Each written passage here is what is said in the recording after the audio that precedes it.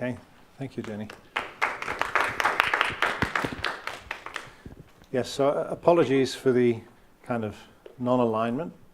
This was always intended to be a talk based on a paper that I gave on behalf of our joint authors at the Academy of Management in Anaheim. And so what I've done here is to kind of create a hybrid. Most importantly, to acknowledge that this is fundamentally a dual-authored piece with Dr. Marioko Brandon, who's here. And we'll mock up the real slide with Dave with the formal title at some later point, I imagine. So yes, thanks for coming along today. I know how busy this time of the year is here, so I've just come from teaching myself, and so I imagine that everybody's been, if not actually teaching, then thinking and doing things around the teaching thing. So it's great to see that you've made some space just to consider and look at somebody else's work. It's a great tradition here, and I'm glad to be able to take part and contribute. The paper in Anaheim was called Language, Culture and Strategy, Past, Present and Future. That was to probably what was a more specialized group of people who have grown in number in the Academy of Management. If you're not from this specific field, the Academy of Management is the largest conference in the international business and management community. It attracts up to 10,000 delegates to these events, this last one in Anaheim. Language has made us slow and delayed, but now it's making a more asserted presence, taking a more assertive presence in the academy and in the thoughts of researchers in associated fields. And that's effectively what I'm going to be talking about today on the basis of some work that Marioko and I and one or two other authors have done together. So just a little bit about my own background first, because I know some of you, but I don't know all of you. I think it's important to, this is essentially an interdisciplinary talk and an interdisciplinary approach. So I think it's important that you see where I come from. There are my degrees, my awards, very briefly. Bachelor's degree in French and German with a literature bias, which is the way things were back in the 1970s. It was difficult to find a place where you could study French and German without studying the literature, poetry, drama, and philosophy of those countries. I then went on to do a European Studies degree, which differed in that it took an essentially social science approach to understanding those countries. There was no language learning involved in that, in the master's degree. It was all about the politics, economics, and societies and international status of France and Germany. And my PhD in international management was achieved 5 or 6 years ago in the United Kingdom in the area of international management, with quite a heavy focus on language and the concept of communication. So why do I do all this? Why have I stuck with languages? I taught French and German for 20 years or so before moving into the business school. Why have I carried on doing it, even though it sometimes feels like pushing water uphill, trying to change the mindset of an academy and of a community of academics? It's basically because I take great joy in language and languages. That means that I like the concept of language generically as a phenomenon, but I also like seeing the interaction between languages of various kinds, national languages and dialects, all forms of spoken and written communication. I take some shame in the hegemony of the English language in the contemporary world. I feel that it plays an important part in many respects, but I feel that it narrows our minds in other respects, and I think that will come through at various stages in the talk. I feel a little bit frustrated by linguists who I think have generally failed to make their passion comprehensible to others. If linguists had been as successful as mathematicians had been in influencing academic practice, then I think that we'd be living in a very, very different world. As it is, language remains an enigma and a mystery for many people in its many, many, many different dimensions. If we think of text, then of course that's a dimension of language which has had some success in in penetrating the world of information technology and the world of the physical sciences, but still limited in comparison with numbers. Basically, what motivates me most of all is to explore what is gained when language and languages are used well. And I think in the introduction to the talk, in the invitation to the talk, I made a trite reference to a trite reference, which is lost in translation. It's an interesting concept, but I think focusing on that too much disguises the factors which are gained in communication across languages, which linguists have never really made much of a fuss about, I don't think. I know that people write beautiful things about language, but the interaction, particularly in the world of business, is essentially avoids the discussion of what is gained when languages are used well. So what's the problem? Language and international trade have been closely associated with each other for centuries. Lingua franca is the language that evolved in the Mediterranean and Mediterranean regions through the trading activities of people of different language backgrounds. And it was a hybrid form of language. It was not a single language. The way in which we say that English is a lingua franca, well, the lingua franca was actually a language. It was a hybrid language covering Romance languages and Arabic languages, which became a means of communication between traders and to some extent between some governing elites. International business has hardly embraced language as a core concept of or dimension of policy and strategy. This is intrinsically linked with the penultimate bullet point. And that's a source of some frustration for people who are interested in language, because the concepts of culture and knowledge have been embraced as being core principles, dimensions, lenses, functions of the international business and management process. So the question is, why has the same thing not happened to languages? We're multinational companies, and these are the organizations that have most influenced international business and management theory. Where multinational companies have embraced language, it's too often been to turn to English as a lingua franca. And my point here that English is not language. English is a language. So in embracing English, they're just buying a simplified code. They're not buying an intelligent understanding of the phenomenon. And in many ways, English helps them avoid understanding language as a generic phenomenon. Governments, on the other hand, have done much in these areas, such as exporting and education policy. This is the mystery for me. A large part of my research career has been based on funding from governments and governmental agencies and transgovernmental agencies to research this exact phenomenon. I mean, governments want companies to use languages. It's companies themselves that have resisted that invitation and that opportunity. So it's interesting that there is that disparity, that failure for the institutions to influence multinational company behavior. So, why not language, I suppose? It reminds me of the Dave Allen joke, why me? Why not language? Well, what I'm going to bring to it today is hopefully a descriptive and a kind of methodological perspective that you may be interested in, even if you're not a massive scholar of language or languages. But it's an interesting concept, particularly the first part. And this is an edited volume called Language and International Business, Developing a Field.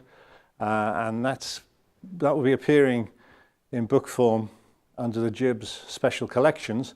JIBS is the Journal of International Business Studies, which is the foremost journal in international business and management in the field.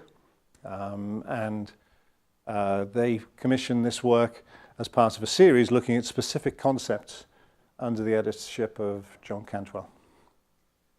And that's edited and co-authored by Mary Yoko and myself. So let's have a look at that. What did we do here? Jibs started being published in the 1970s. So we took an historical approach and we surveyed all articles published since its inception that considered language as a relevant concept in IB. This was pretty simple. I'll explain the method in a moment. We did an in-depth analysis and a qualitative assessment of a subset of 63 articles with a high degree of what we call language centrality. The issue here is that language has rarely been considered as a phenomenon in itself. It gets associated with other functions and processes, such as exporting, or such as culture shock, or such as HQ subsidiary communications. It's always a kind of an ancillary to a key theme, which is central to the efficiency and the performance of multinational corporations. After we'd done that, and we did that by doing word searches and doing manual reviews of all the articles. After we identified these 63, we identified what we call 4 key inflection points in the development of the field. Inflection points meaning individual articles which either or both and had been highly cited and were highly recognized by the people who publish in the field as being pieces of work which gave the field a new direction or established a new key theme which was subsequently picked up, or broadened the scope of the field or increased the depth of analysis. So that was a very qualitative process that we went through by reading and reviewing and looking at the references and citations of those articles. And in the book itself, we reprint 9 articles we feel characterize the main themes in the treatment of language in Jibs, and as such have been the most influential on the subject. So 9 articles with 4 key inflection points. And we then have a conclusion chapter so there's an introduction with explaining that methodology and explaining those objectives. Then the book publishes the 9 articles, and then there is a conclusion identifying areas for further research and outlining 4 new challenges. So these are the inflection points, just to give you an overview. I'll show you the full list of the articles in a moment, just so that you can get an understanding of what kind of work this entailed. An initial and enduring interest in language as an instrument. Language as an instrument. An important tool to include in IB education and in an IB researcher's toolkit, vis-à-vis translation and communication more broadly. So language can be used, language was seen by certain authors in the early period as being part of an international business education, a mandatory part of an international business education. And so there was a growth of the international business community in the 1980s and 90s, to some extent spurred on by the Centers for International Business Education and Research in American universities, and spurred on by the growth in the international business courses, where students would do one language to a particular level, mostly towards at least 18-year-old level, intermediate level, sometimes beyond. In the UK, the language in an international business course would be 3 years postgraduate level, approaching a degree of fluency. Why was that? Well, one of the interesting things was that there was much evidence in these early articles that this is exactly what employers wanted. They wanted, more or less primarily, language as a component of international business programs. Not the case anymore, but it was then. The other dimension of language is, of course, the process of translation. And this inflection point and this issue is really very important, because what happened in the 1980s, from the 1980s on in particular, was the growth of the global economy. And as the economy grew, more and more researchers were drawn out of their domestic environment into international environments to conduct research, gather data. And we feel that this is a really important issue, And it's one where there's a sense of lack of fulfillment and completion. If you are conducting a piece of research using a research instrument which has been devised in your native language, and you decide that you want to go and study that same phenomenon in 4 different locations where there are 4 different national languages, what do you do with the research instrument? Do you translate it? Or maybe you should, maybe you shouldn't. Some did, some didn't. What do you do with the data that you receive? You receive the data sometimes from a research instrument in the foreign language or in English language spoken by non-native speakers. Think of the flaws, the potential flaws in the data that emerge through that process. If that process had been applied to numerical data, it would destabilize most research findings when you think of the gaps and when you think of the possible misunderstandings. And several researchers pointed this issue out in the 1980s and 90s, but it really didn't get picked up again in JIBS after that time. So cross-national studies which assume that a degree of competence, any degree of competence in English on the part of the respondents or on the part of your co-researchers has been more or less the norm. Just any degree of competence. There's no vetting, there are no standards, there are very few checks. But the system continues to work in this way at a time when all kinds of other checks are imposed for standards of research integrity and reliability. This one remains basically open and unaddressed. So the second inflection point came about in the late 1980s, indicating a turn towards linking language with culture. This is a complex one, I'll talk about it in more detail, but basically a lot of people thought that as long as you address the culture of the foreign environment, you've done your job. How do you address the culture of the foreign environment? Well, again, some pretty simplistic and crude tools were used to assess the culture of the foreign environment. Quick tests, Hofstadter's 4 dimensions, 5 dimensions, very little else. Some social scientists were more rigorous, but certainly most management researchers were not. The third inflection point linked language with MNC strategy. This is the area that interests myself and Mary Yoko very much, because if you devise a global strategy from headquarters in any given country and you start attributing all kinds of meaning and characteristics to international locations, and then you try to devise a global strategy which will address all the requirements and resources and needs of that global network, well then, again, there are massive possibilities for oversights and errors in putting together that plan, that strategy. But again, largely haven't been addressed. And 4, a more recent turn towards understanding language as a central and multidimensional construct in IB theory. And I'll explain how that has come about and what that looks like when we look at some of the tables that we have.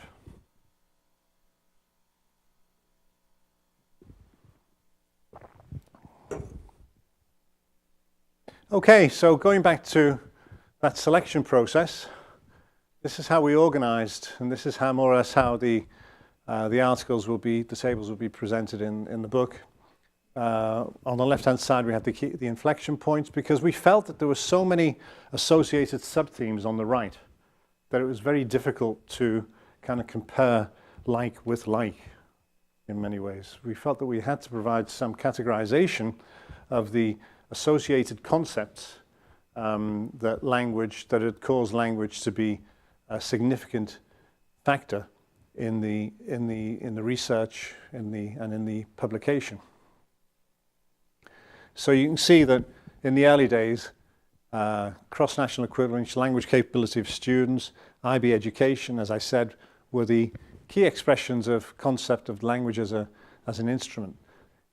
Translation, of course, remains an ongoing issue. And so several recent publications have picked up on issues of problems in translation. Interestingly, most of those publications tend to feature European authors. And given that Jibs is primarily an American publication, it's interesting that what we've seen in the meantime is, in the last 10 years, is that more and more European researchers have been coming into Jibs, and this is one of the areas where they've made their mark. The fourth largest community in Jibs is now the Germans, I think, in terms of membership. In AIB, yes, yeah. We have a lot of Chinese scholars now. Sure, yeah, and Asian scholars.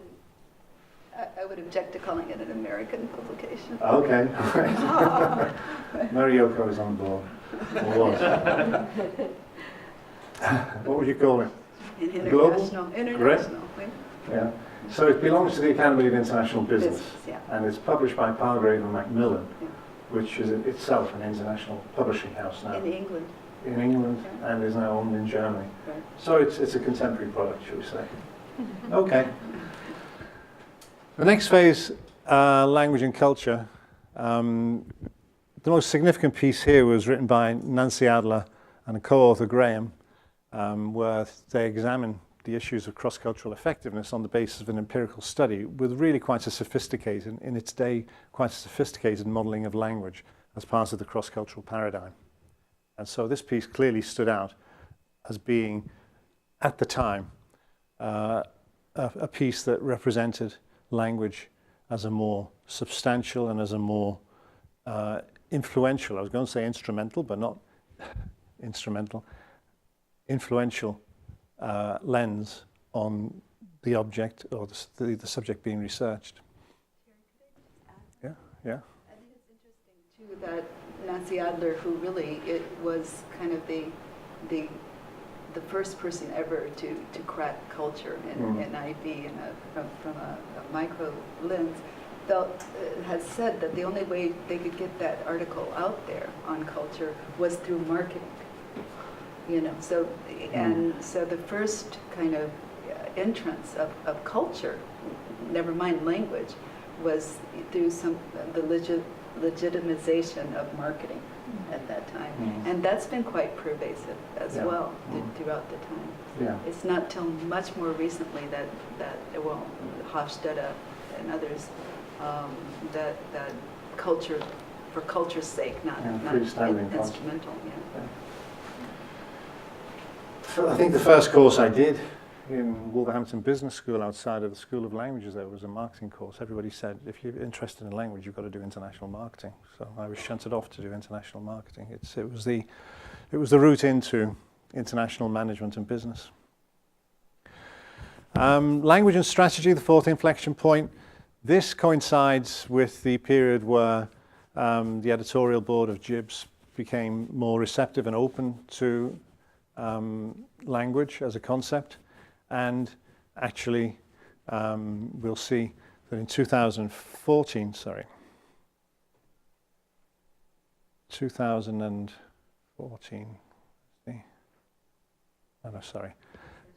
yeah, the special issue, where it's the first one on the fourth languages. Yes, that's right. That's the special edition on language that featured in 2014.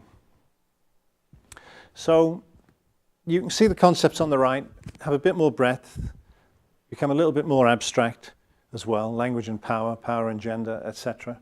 So the language lens goes beyond translation, goes beyond marketing, and we begin to see it as a piece that's more fully integrated in the entire range of the business and management construct.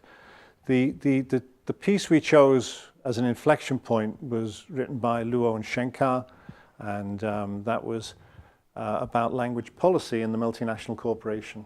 And it stands out still today as a commanding piece of work, which really does say that the multinational corporation cannot be a multinational corporation in its performance or in its efficacy without having a language policy. A language policy being something akin to a language policy that you have in Canada. What are the official languages? What is the status and the function of other languages around the official language? When does a document get published in the official language? When is it published in a wider range of languages? This is an area of research that's happening, that's developing in AIB at the moment. But this publication, this period in the last 5-8 years or so has been one of great productivity in this field. It's been very, very pleasing to see the number of young scholars entering the field. Many of the people in that list are scholars under the age of 40, say, who have come into the field and given it a real boost in recent years. So finally, the language as a central construct in IB is the one that was kicked off by this special editorial piece. And again, we see concepts on a micro level and a macro level coming in here, in concepts such as knowledge transfer, cognition in organizations, and then meso level stuff like global teams and boundary spanning, all reflecting a really vital interest in the field and where it can go. That's the entire list, and it was fascinating for us to put it together. We counted the citations and gave each item a score for language centrality. Basically, the ones that had 4 or more made the final cut. Very interesting scholarly exercise. Okay, so what did it produce? Well, language as an instrument. We recommend that this is a really important thing to pick up on again and to translate into what is a very, very different language economy at the moment. And I'm going to speed up a little bit because I'm probably taking too much time. Why is the language environment very, very different? Well, the answer is quite simply migration and mobility. When all of those early studies were published, and when Hofstadter's work was done, for example, most nation states were relatively sealed communities. The people who left nation states in those days to work in other countries tended to be diplomats, executives, professionals, very senior professionals. What we've seen in the last 10, 15 years has been a massive shift whereby most communities now are multicultural, multilingual, and certainly most advanced communities in advanced countries, but many communities in other countries have always been multicultural and multilingual, of course. So what we call linguiscapes is new patterns of language use, whereby you can be working in an office in what would be considered generally to be a pretty monolingual community, say somewhere in the Midwest of the United States, or in the north of England. But in fact, when you go into organizations, whether those are private sector organizations or public sector organizations, you get a mix of cultures and you get a mix of languages there that really didn't exist not so long ago. So multilingual environments, multilingual organizations have become much more normal, much more common, and this is creating a very, very different pattern and a very, very different landscape within which companies have to make decisions about resources. And language and strategy, we propose that more work is needed to develop the Luo and Shenkar model. Okay, so our conclusions are, yes, gaps exist in the historical treatment, but we're faced with new phenomena, multinational companies having to develop complex language policies, migration and mobility constantly changing the language-scapes of the global community, information technology, big data. There's a general assumption again that big data is in English. There was a really influential study carried out at MIT recently, and they looked at Wikipedia, email, and publishing houses, and they looked at what happens to data emerging and circulating around those channels, and they came up with the confirmation, not surprisingly, that the single largest language hub is English. But English is only the single largest language hub because there are 5 or 6 other language hubs. You won't be surprised by Arabic, Russian, French, Spanish, etc. And data is fed into the English language hub, into those other 5 sub-language hubs. And the data that goes into those sub-language hubs is in many other languages and dialects. So the process by which stuff gets into the English language is the really interesting thing, because it doesn't originate in the English language. Some of it does, but by no means all of it does. But we tend to think it's in English, it was designed to be in English, it's meant to be in English, I'll receive it as if it's reflecting English thinking and English ideas. But it doesn't. So big data is changing the landscape as well. And within this dimension, we've basically got several examples of multilingual communities in Europe, such as Belgium and Switzerland, and here in Canada, to a degree, where language policy tolerates and supports multilingual expression in school, in the workplace, etc. And so we're learning more about those venues, those locations. Okay, so what does all this mean? Why does it matter? This is just a quote that I found about an organization, and who said this? To gather intelligence and understand a complex world, this organization must have more employees who can read, speak, and understand foreign languages. Our future demands nothing less. In sum, we'll work this issue every way we can, so that our managers have the resources, support, and tools they need to pursue language learning and apply it to key jobs. Any ideas? Who that might be, Bill? Thomas Watson. You mean the Watson computer? The IBM. Yes, yeah. Close? Close? I mean, it's a needle in a haystack.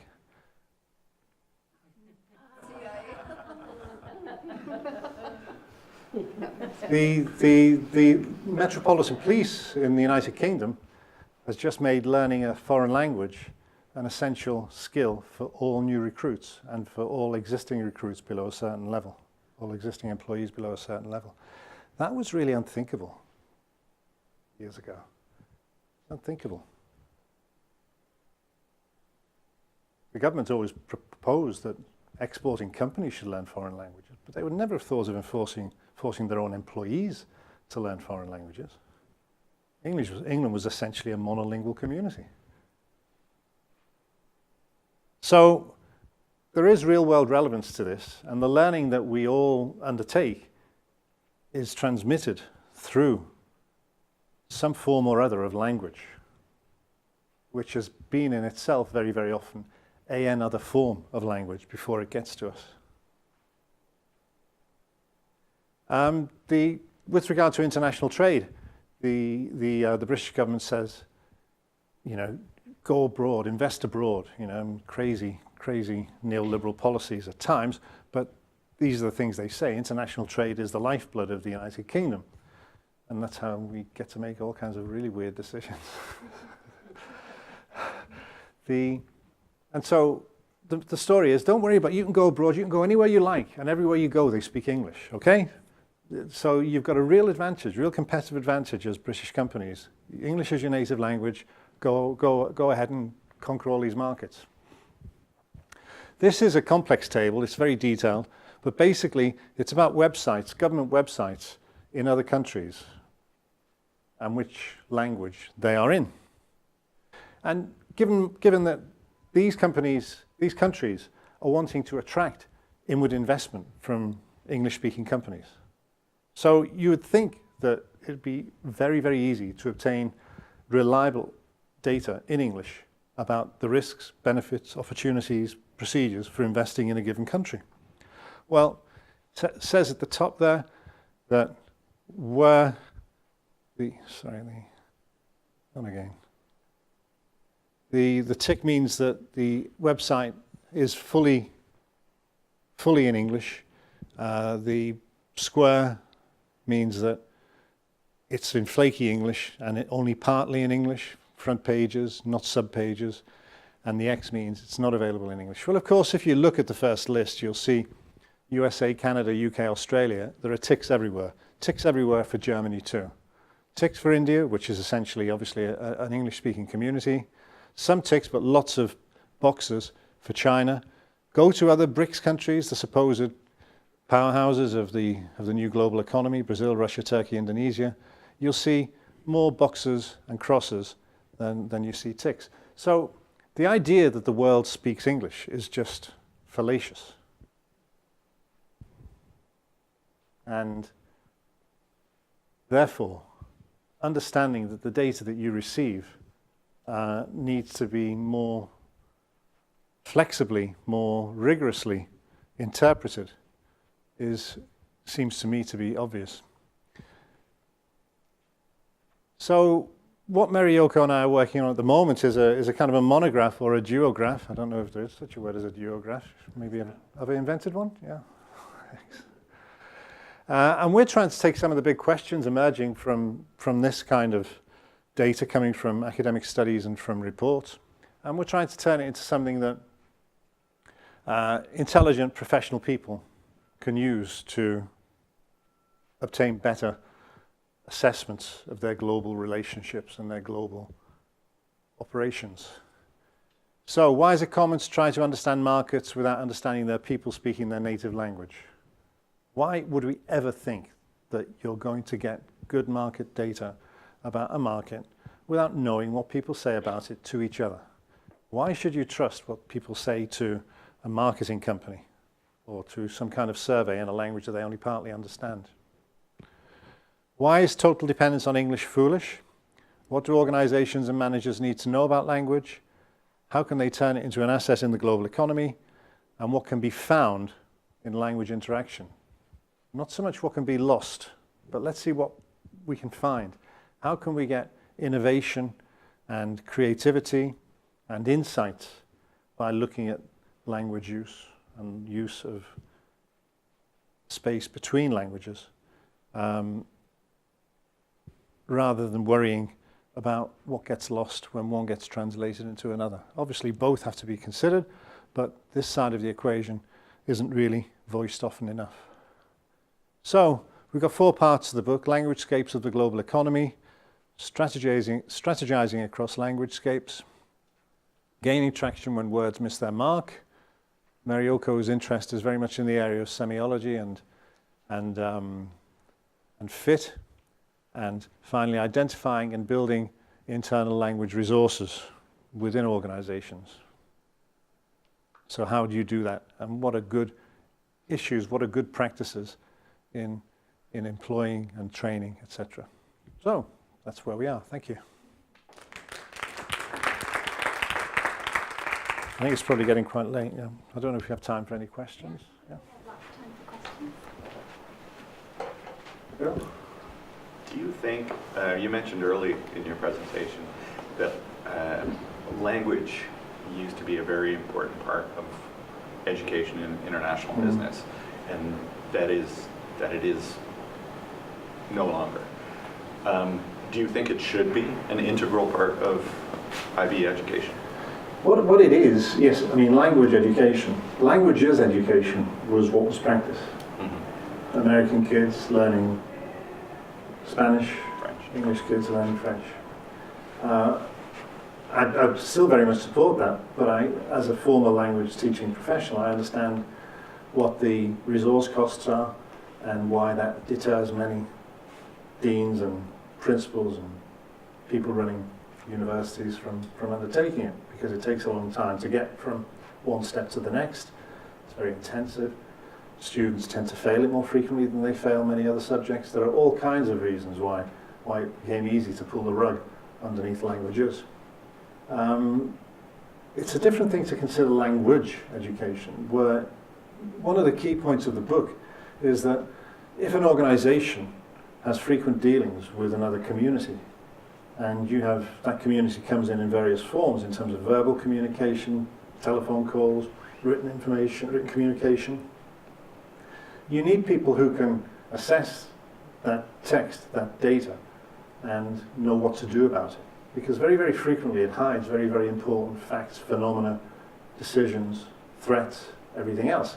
But at the moment, everybody kind of says, oh wow, what are we going to do with this? the secretary over in the other departments is French, but she's on holiday at the moment. What do we do?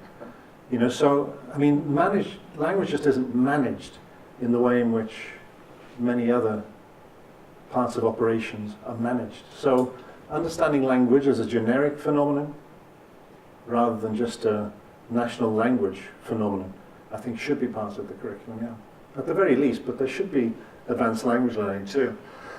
And the advanced language learning one is based on what people frequently use nowadays, the Nelson Mandela quote. Talk to a man in a foreign language and you speak to his head. Talk to him in his own language and you're speaking to his heart. Language is closely associated with identity, and therefore I think the same mentality still applies as it did those years ago, that real relationships have to go through both or all languages, not just through a lingua franca. Thank you, Terry. This is really interesting. I think also that one thing about language, as Wittgenstein said, die Grenze unserer Sprache sind die Grenze unserer Welt. Mm-hmm. Limits of our language are the limits of our world. Mm-hmm. And so there are things that you just can't say in English. Yeah. And so we cut ourselves off from knowing all that we can know. Mm-hmm. So I think I liked when you said it's foolish for us to think we can do everything in English, because clearly we can't and we don't. Mm-hmm. Yeah. Yes, that kind of Wolffian understanding of the relationship between language and knowledge is really central. So, you know, you go over to the concept of knowledge transfer and you think, well, if you believe in what Nietzsche said or Mandela said, then how can you believe that you're transferring knowledge from one culture to another intact without understanding these lenses and these filters? It's just, and for professional researchers to do that seems to me to be really, really questionable. So you talk about lenses and you talk about those kind of things. I'm wondering about the research that has been done in international business and language. You know, all this is coming through our senses, and I'm wondering the role of the brain as model, you know, creating these models of language, and what kind of research has been done on that. Well, one of the great things. Sorry? There's a great piece in neuroscience Yes, that was exactly, yeah. published in Jibs that was interdisciplinary between a neuroscientist and an international business scholar, talking about actually the brain and how it's different. The pathways of language that gets created in the brain. Yes. We're doing Also the drain. intercultural course. Yes, exactly. Yeah. It's Go ahead. I was just saying that we're interjecting that extra discipline in an intercultural course, because your subconscious is driving so much of your action and behavior, right? And we don't understand the pathways or how quickly they happen or the mechanics of it. And even like the senses, you're saying, hearing and listening. So now the technology is advanced that we can plug and play different senses.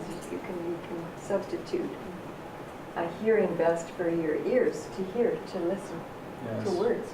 Because it actually happens in your brain, not your ears. Yeah, I know helicopter pilots in the Air Force are now have these jackets, so they know what level the helicopter is, because there's so much dust as it comes down that they actually have to feel where it is. Pressure, so they're developing new senses, which is kind of a new world to get into. But I was just wondering, you know, like when you hear, you know, I always say with my students, it's like, well, you know, don't think of a pink elephant.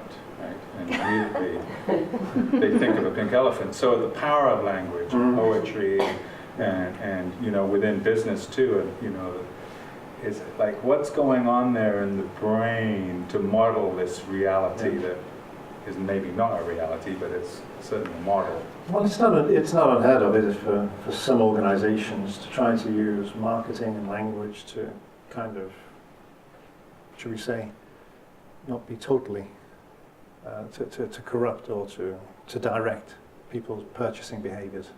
That's where the interest in marketing came from all those years ago, you know. And I think that, yes, one of the issues about business and management is that it's been a relatively enclosed field for a long, long time, and it's becoming more interdisciplinary now. So Jibs and other journals, even one of the AOM journal, is a Perspectives that's become a bit more open and welcoming. It's more practitioner-oriented. Not practitioner-oriented, yeah. So I mean, there is an attempt to try to get more collaboration in, and kind of people coming as linguists into neuroscience and vice versa. But that takes a long time, I think. But some people are doing interesting work, some of the young scholars. Ash? I had a quick two-part question. I really do appreciate your comment that this idea that the world only speaks English is fallacious. But at the same time, in 2004, arguably the world's leading literary critics, Gayatri Spivak, wrote a book, A Death of a Discipline. Her discipline, of course, is comparative lit. And she's talking about the English, what Mehdi Bousaba, who is one of his articles, and he has another article with Andrew Brown forthcoming in Organization Studies, in which they're looking at the phenomenon of what they're calling Englishization, which is talking about the hegemonic role that English is increasingly playing in today's multicultural world. So my first question for you is, what do you foresee as the key consequence of the Anglicization of the world? My second question is, you mentioned the idea of knowledge transfer. There was a couple of really interesting articles published by Fiona Moore and Michal Frankel in AMR. At least Michal Frankel's was AMR in 2008, in which she talks about not treating knowledge transfer and through that language as a monolithic entity, which I sort of saw going on here, that language is something that evolves. And it's become sort of, her paper was on Baba, so it's on this hybrid construct, that language is evolving, and through intercultural interactions, it's becoming increasingly hybrid. What is the role of, or the potential of language as a hybrid construct rather than English, German, French, etc.? Can I take that one first? Sure. One of the points we pick up on in the book is about the concept of the linguistic turn.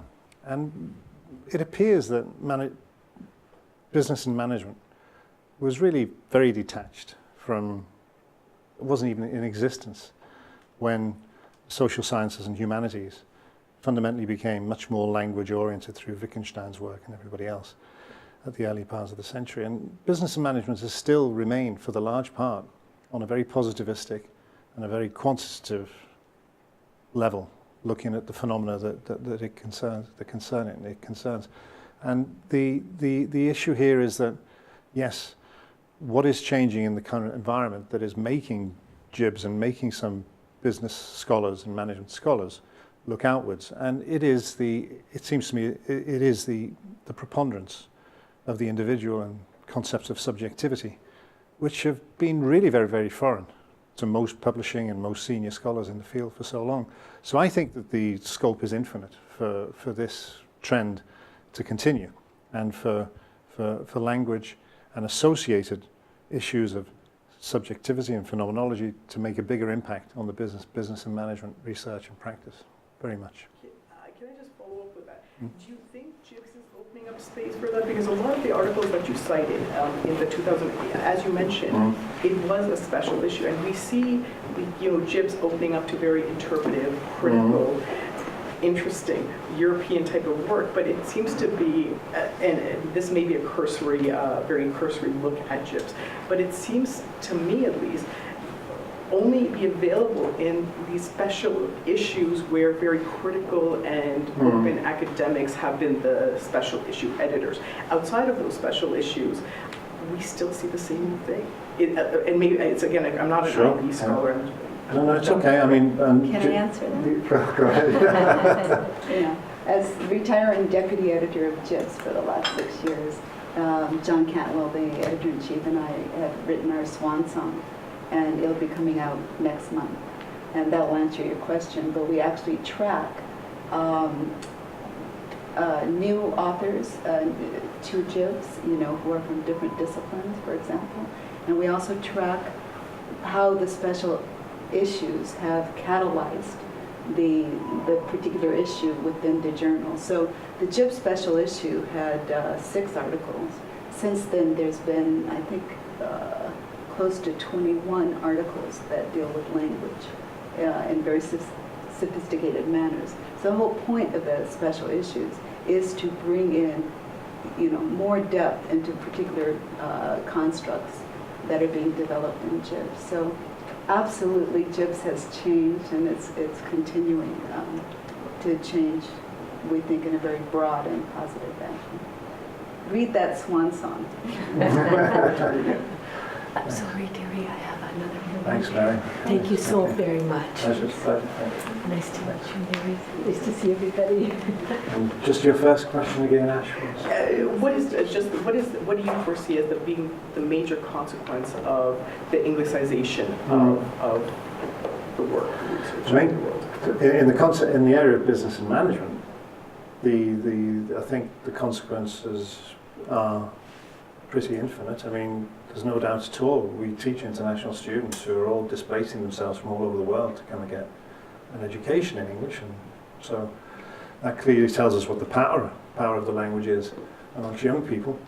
The consequences on other levels for issues of equality and issues of parity and issues of dignity, I think don't look good either. I mean, I think that the international institutions, you're absolutely right, are buying into it because it makes things easier for them in the way it makes things easier for multinational companies. Except that it doesn't make things easier, and this is what the research into multinational companies showed, that the downsides to adopting English as a lingua franca are just as numerous, but they're just different from the downsides of not having English as a lingua franca. So more research, I think, is needed to answer your question. And I think it's one of the exciting things. The really encouraging thing is how many young scholars are coming into this field, because I think that they're seeing this kind of disparity, and they're thinking about their identity, and they think about what it means to be fluent in English and invest all your money in learning it. And then they go home and they think, well, you know, what's that done to me? And what's that done to my community? Just a big downside to the Englishization is the opportunity cost of ideas. You know, and that also is coming into the literature as well. And also other solutions to it, like multilingual franca. I personally feel like Englishization is a strong man, and that in many multinational companies, and Terry and I have seen it in some of the work that we've done, for example, with Tesco, that organizational language trumps Englishization. It's that companies don't, using English as the main language is not, doesn't help us understand what language a company speaks. You know, so Tesco has its own dictionary of terms that they use throughout its global network, and so a Thai manager has a good sense of opportunity to get on, what that means. You know, even though she's not fluent in English, she knows what opportunity to get on, and Tescoese means. You know, and when you think about it, we throw out words like kaizen or guanxi, which people throughout the world know what that means. You know, in their heart now. Kaizen, no manufacturer operates without Kaizen. You know? And so I guess my point is, and maybe it's radical, that it doesn't matter what language, what national language you're using. A company has the power to have their own language that's easier to learn, you know, 96 words or something like that that are reflective of their core competencies. It could be in Chinese, it could be in Arabic. Let's see what the European Union does next. I mean, if you've ever examined the European Union documentation, it's in English. It's not English as you and I know it, Jim. It's a completely different English. It's an English that bears more resemblance, in structure resembles German more, and in conceptuality resembles French more. And with England out of the European Union, who knows which way they'll go, you know? I mean, but they tried to make things easy for the English, and it didn't do them any good. So, on a power level, you know, who knows which way it's going? I mean, Donald Trump doesn't speak English, does he? I mean, so he's not a great advert. I think it's such a big subject, isn't it, Ash? It's just as big as the subject of language itself. You know, you can't capture it, and the dynamic nature of it is what really matters. You know, I mean, that any attempt to kind of pin down language, and you become the problem. You know, if you think that you've got it cornered, it wriggles away from you, you know what I mean? And other emerging uses and concepts emerge without you seeing them. In your 2017 book, do you guys look at that idea that Mary was just pointing out, this idea of there's a corporate language? Because there's been quite a bit of work done on critical discourse analysis in organization management studies of how language is used by companies to be able to, in various ways, control their employees, govern their identities, and so forth. Do you guys take account? Yeah, we do. And it's like in the second part of the book. But there's a difference between corporate speak and organizational language. Fair enough. Big difference. There's an organic dimension to it, and there's a planned dimension to it, and the two are not necessarily the The same. organic dimension is the one that gets things done, is the one that is the everyday practice of the organization. The one that subsidiary managers also know. Yeah. And they also know the corporate speak as well, but there's a difference between them. There's a piece that I wrote with Yves Dose about... this is the JIBS introduction to the qualitative issue? No, that's a different one, but there's a one on language in the California Management Review called, what is it called? Strategic Agility. Language strategy. I can't remember what it's Strategic called. agility, isn't it? It's something like that, yeah. But anyway, it tracks Nokia and Disney's organizational language and talks about how their language was a barrier to growth versus and how certain languages can enable growth and others can constrain it. Well, thank you. It was some fruitful discussion. We're dwindling as up to lunch. Sure, yeah. Thanks again, Terry. Thank you. Thanks for coming along.